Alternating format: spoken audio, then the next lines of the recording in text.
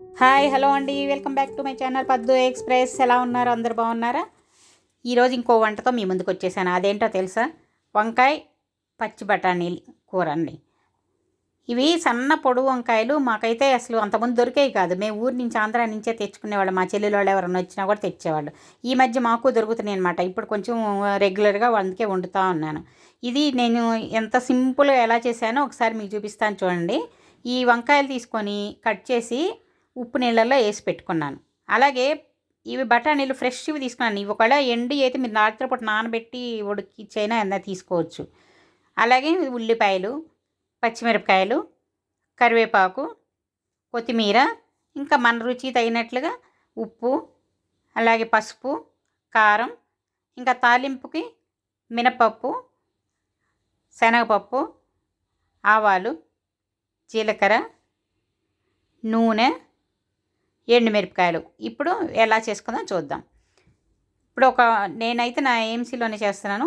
ఒక ప్యాన్ తీసుకొని దీనిలో కొంచెం ఎంత ఎక్కువ 1-2 స్పూన్లు, అసలు చూడండి నేను ఒక స్పూన్నర ఉంటుంది అంతే. ఎక్కువ ఆయిల్ మా ఏఎంసీలో ఒక్క స్పూన్ వేస్తే చాలు. అసలు ఆయిల్ లేకుండా కూడా చేయొచ్చు.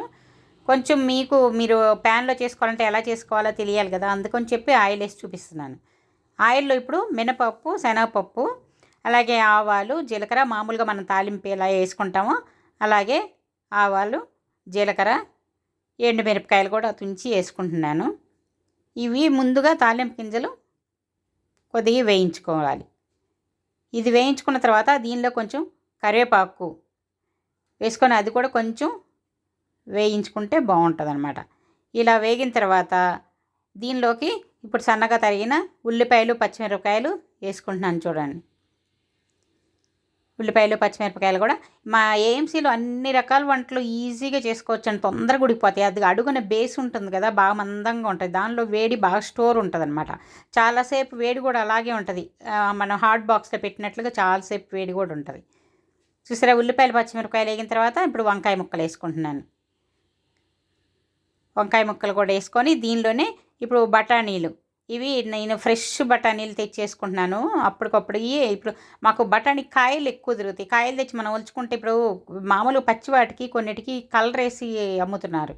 అదే మనం కాయలు తెచ్చుకొని ఒలుచుకున్నాం అనుకోండి, ఆ సమస్య ఉండదు కదా.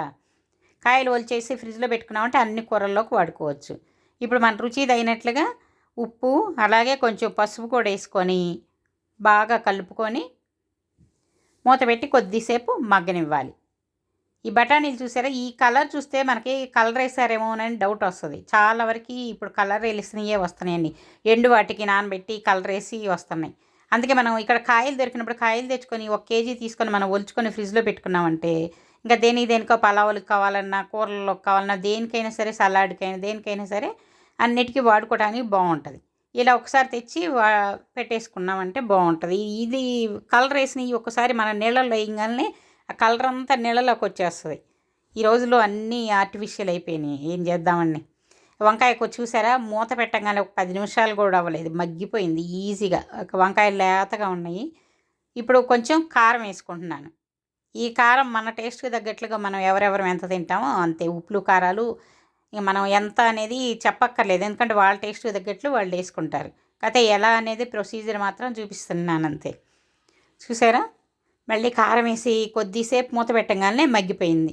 చివరిలో కొంచెం కొత్తిమీర చల్లుకుంటే ఇంకేముందండి, ఎంతో టేస్టీగా ఉండే, ఎంతో ఈజీగా చేసుకునే కొత్త వాళ్ళు కూడా, అసలు వంట ఎవ్వరు రాని వాళ్ళు కూడా ఈజీగా చేసుకోవచ్చు. చూసారా, బ్యాచిలర్స్ అయినా, అస్సలు వంట రాని వాళ్ళైనా, కొత్తగా పెళ్ళయి వంట చేసుకోవటం తెలియని వాళ్ళు ఎవరైనా సరే ఈజీగా చేసుకోవచ్చు. చూడండి, ఎంతో టేస్టీగా, సింపుల్గా, తొందరగా 10 నిమిషాలు అయిపోయే కూర.